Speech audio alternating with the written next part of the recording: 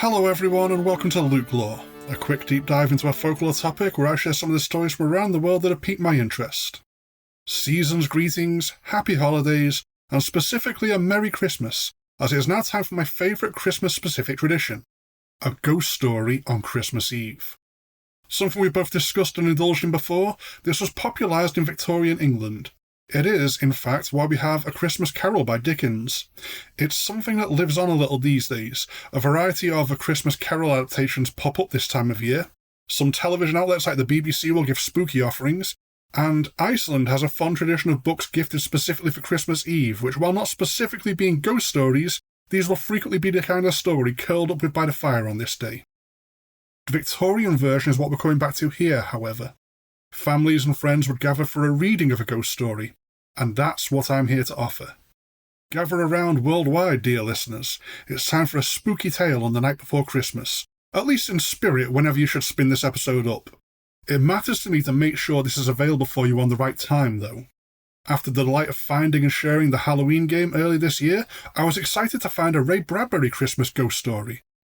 Debuting in the 1973 December issue of Woman's Day magazine, and later collected in his short story collection Long After Midnight.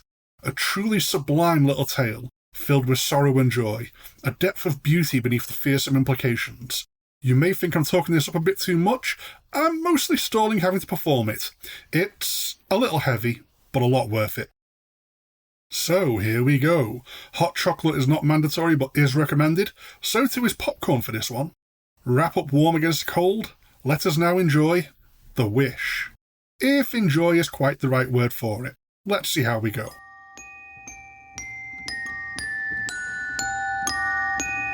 The Wish by Ray Bradbury.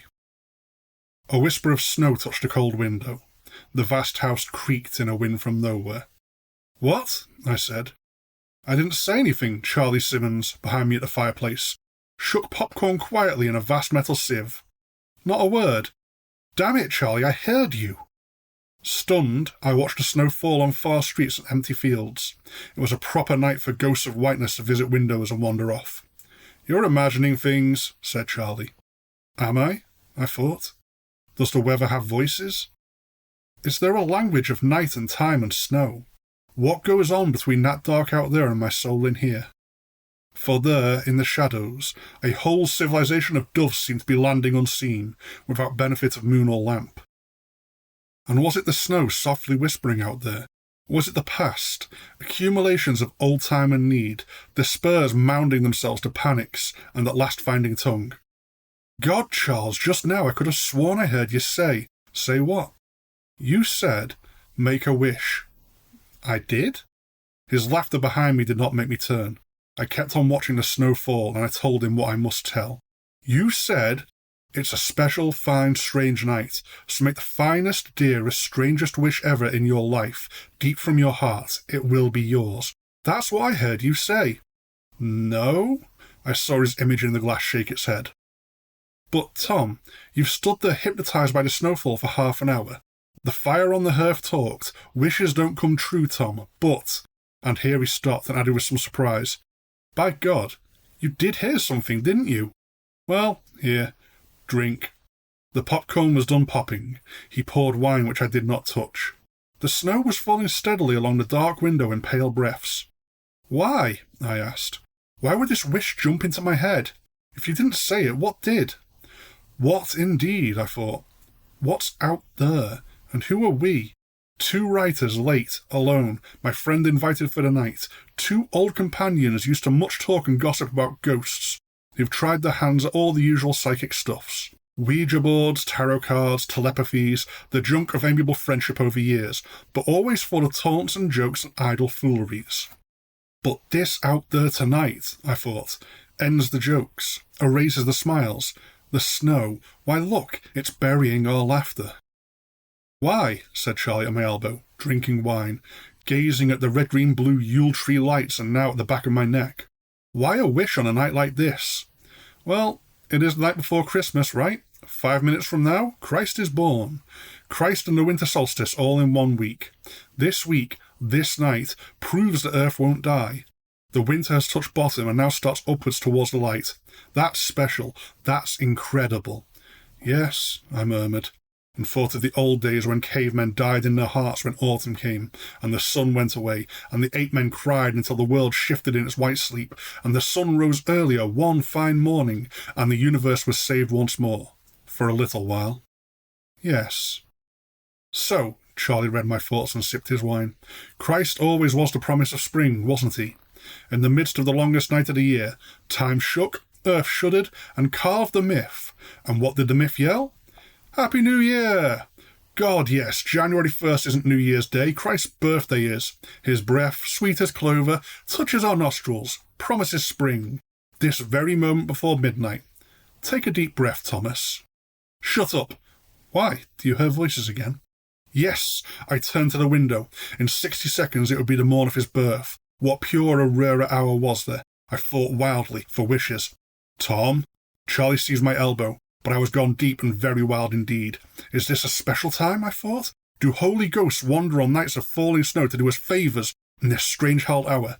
If I make a wish in secret, will that perambulating night, strange sleeps, old blizzards give back my wish tenfold? I shut my eyes, my throat convulsed. Don't, said Charlie, but it trembled on my lips. I could not wait. Now, I thought, a strange star burns at Bethlehem. Tom, gasped Charlie, for Christ's sake! Christ, yes, I thought, and said, my wish is, for 1 hour tonight. No, Charlie struck me once to shut my mouth. Please make my father alive again. The mantel clock struck 12 times to midnight. Oh, Thomas, Charlie grieved. His hand fell away from my arm. Oh, Tom. A gust of snow rattled the window, clung like a shroud, unravelling away. The front door exploded wide. Snow sprang over us in a shower. What a sad wish, and it has just come true. True? I whirled to stare at that open door which beckoned like a tomb. Don't go, Tom, said Charlie. The door slammed. Outside I ran. Oh, God, how I ran. Tom, come back! The voice faded far behind me in a whirling fall of white. Oh, God, don't! But in this minute after midnight I ran and ran, mindless, gibbering, yelling my heart on to beat, blood to move, legs to run and keep running, and I thought, him, I know where he is, if this gift is mine. If the wish comes true, I know his place. And all about in the night-snowing town, the bells of Christmas began to clang and chant and clamour. They circled and paced and drew me on as I shouted a mouth snow and knew maniac desire. Fool, I thought, he's dead. Go back. But what if he is alive, 1 hour tonight, and I didn't go to find him? I was outside town, with no hat or coat, but so warm from running, a salty mask froze my face and flaked away with the jolt of each stride down the middle of an empty road, with the sound of joyous bells blown away and gone. A wind took me around a final corner of wilderness where a dark wall waited for me. The cemetery. I stood by the heavy iron gates, looking numbly in. The graveyard resembled the scattered ruins of an ancient fort, blown up lifetimes ago, its monuments buried deep in some new ice age. Suddenly, miracles were not possible. Suddenly, the night was just so much wine and talk and dumb enchantments, and I running for no reason save I truly believed I had felt something happen out here in this snow-dead world. He remembered, and he began to melt away. He recalled his body shrivelling, his dim heart gone to stillness, the slam of some eternal door of night. He stood very still in my arms, his eyelids flickering over the stuffs that shifted grotesque furnitures within his head. He must have asked himself the most terrible question of all. Who has done this thing to me? He opened his eyes. His gaze beat at mine. You? It said. Yes, I thought. I wished you alive this night. You! His face and body cried. And then, half aloud, the final inquisition. Why? Now it was my turn to be blasted and riven. Why, indeed, had I done this to him? How had I dared to wish for this awful, this harrowing confrontation? What was I to do now with this man, this stranger, this old, bewildered and frightened child? Why had I summoned him, just to send him back to soils and graves and dreadful sleeps? Had I even bothered to think of the consequences? No. Raw impulse had shot me from my home to this burial field like a mindless stone to a mindless goal. Why, my father, this old man, stood in the snow now, trembling, waiting for my pitiful answer. A child again, I could not speak. Some part of me knew a truth I could not say. Inarticulate with him in life, I found myself yet more mute in his waking death. The truth raved inside my head, cried along the fibres of my spirit and being, but could not break forth from my tongue. I felt my own shouts locked inside. The moment was passing. This hour would soon be gone. I would lose the chance to say what must be said, what should have been said when he was warm and above the earth so many years ago. Somewhere far across country, the bells sounded 12:30 on this Christmas morn. Christ ticked in the wind. Snow flaked away at my face with time and cold and time. Why, my father's eyes asked me, why have you brought me here? And then I stopped, for his hand had tightened on my arm. His face had found its own reason. This was his chance, too, his final hour to say what he should have said when I was 12 or 14 or 26. No matter if I stood mute, here, in the falling snow, he could make his peace and go his way. His mouth opened. It was hard, so dreadfully hard, for him to force the old words out. Only the ghost within the withered shell could dare to agonizing gasp. He whispered 3 words, lost in the wind. Yes, I urged.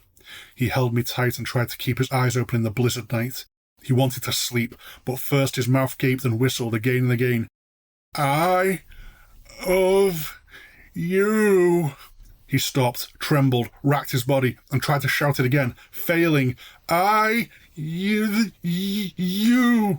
Oh, Dad, I cried. Let me say it for you. He stood very still and waited. Were you trying to say, I love you?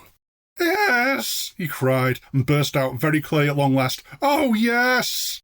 Oh, Dad, I said, wild with miserable happiness, all gain and loss. Oh, and Pa, dear Pa, I love you. We fell together. We held.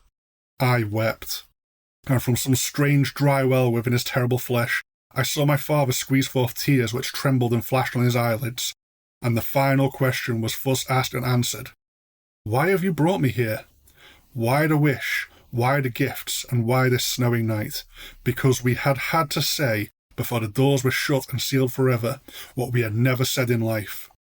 And now it had been said, and we stood holding each other in the wilderness, father and son, son and father, the parts of the whole suddenly interchangeable with joy. The tears turned to ice upon my cheeks. We stood in the cold wind and falling snow for a long while until we had heard the sound of the bells at 12:45, and still we stood in the snowing night saying no more. No more ever need be said, until at last our hour was done. All over the white world the clocks of 1 a.m. on Christmas morn, with Christ new in the fresh straw, sounded the end of that gift which had passed so briefly into and now out of our numb hands. My father held me in his arms. The last sound of the 1 o'clock bells faded. I felt my father step back. At ease now. His fingers touched my cheek. I heard him walking in the snow. The sound of his walking faded even as the last of the crying faded within myself. I opened my eyes only in time to see him, 100 yards off, walking. He turned and waved, once, at me. The snow came down in a curtain. How brave, I thought, to go where you go now, old man, and no complaint. I walked back into town. I had a drink with Charles by the fire. He looked in my face and drank a silent toast to what he saw there. Upstairs, my bed waited for me like a great fold of white snow. The snow was falling beyond my window for 1,000 miles to the north, 500 miles to the east, 200 miles west, 100 miles to the south. The snow fell on everything, everywhere. It fell on 2 sets of footprints beyond the town. One set coming out, and the other set going back to be lost among the graves. I lay on my bed of snow. I remembered my father's face as he waved and turned and went away. It was the face of the youngest, happiest man I had ever seen. With that, I slept and gave up weeping. The end. Before our next section, quick ad break. Ow! The late Ray Bradbury truly was great. The language, the emotion, the sheer unbridled strangeness colliding with the mundane world. I don't know about everyone else, but he's an author I definitely need to indulge in the back catalogue of. His collection Long After Midnight that features a story also has at least one printing using The Nightmare by Henry Fuseli as a wraparound cover, which I kind of badly want for my collection. I was going to do a slightly silly bonus story, but I don't want to spoil the masterfully crafted impact effect of The Wish. Silliness will have to wait for another time. On this bittersweet tale, I wish you all again a wonderful holiday season. Whichever you may celebrate or else none at all, definitely do enjoy the time you can spend with your loved ones and those dear to you. LukeLore is a Ghost Story Guys production. If you do want to contact me, there's the show's dedicated email, lukeloregsg@gmail.com, and the general show email, ghoststoryguys@gmail.com. Both myself and the main show are really easy to find on Facebook and other socials if you want to make day-to-day contact, especially the active Instagram account a lot of the community gets involved with. If you want to support the show directly, check out Patreon at patreon.com/ghoststoryguys. We do have LukeLore merchandise available at the Ghost Story Guys online store. Feel very free to show off any you get online. You deserve it. Go and give yourself a Christmas gift. We have an ongoing push to promote LukeLore more, and the dedicated Facebook group for the show is a pretty active success if you want to come join us over there. As ever though, the absolute best thing anyone can do to support the show is to give it a listen. Feel free to give me the most generously the gift of sharing this around if you think you may know someone who may be interested. Leave a review if you get the chance to help signal boost me, and most of all, I simply hope you enjoy what I'm doing here. Goodbye for now.